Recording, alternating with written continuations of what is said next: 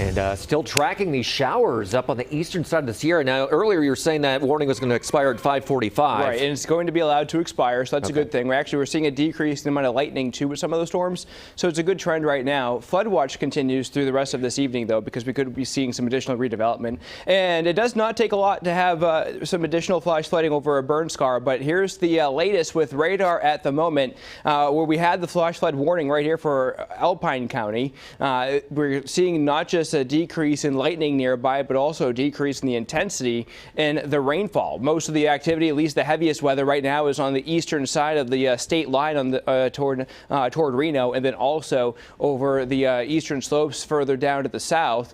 But again, you put this into motion, you kind of see the intensity starting to wane. So that's what we like to see right now. However, notice all the clouds coming in from the south, right? This is all coming in from the southern Colorado River Valley. It's all lifting toward the north. So cloud cover, even in the valley, will be on the increase through this evening and into the overnight.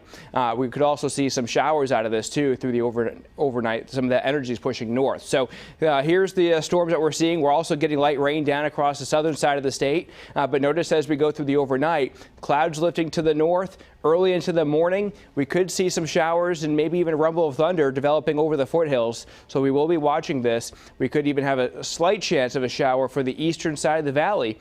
Question is how far west does that activity push? Right now, I'm thinking the foothills is where we'll see the activity. But we could have the showers push a little bit further toward the west. Lunchtime tomorrow, overcast skies for the valley. Some showers start to decrease in coverage for the foothills, and then thunderstorms continue up in the mountains in the Sierra on both eastern and western slopes tomorrow. And then by the evening, we're starting to see more sunshine as some dry air starts to work its way in and that moisture staying toward the east. We're also watching the temperatures. They're going to be dropping. It's been hot the last few days. We're at 102 in Sacramento right now. Those temperatures will start to drop down to lower 90s tomorrow. High pressure begins to push off toward the east. Storm system develops as it really just hangs out off the coastline. The Delta breeze will be enhanced going into this weekend, and that will do a great job keeping our temperatures in check over the next couple of days. So look at these highs tomorrow in the valley.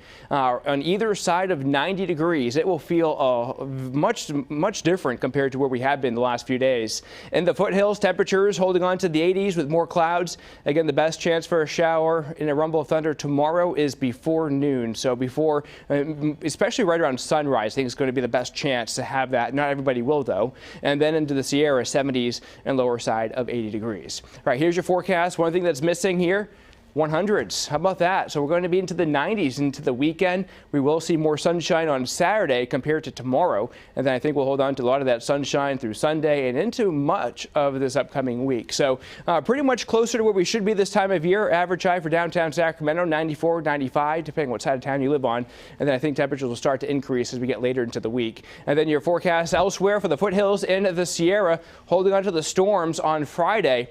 And then if you have plans this weekend in the Sierra, maybe going for a bike ride or a hike, we will have a small storm chance Saturday into Sunday, but the overall coverage of thunderstorm activity in the mountains this weekend starts to go down.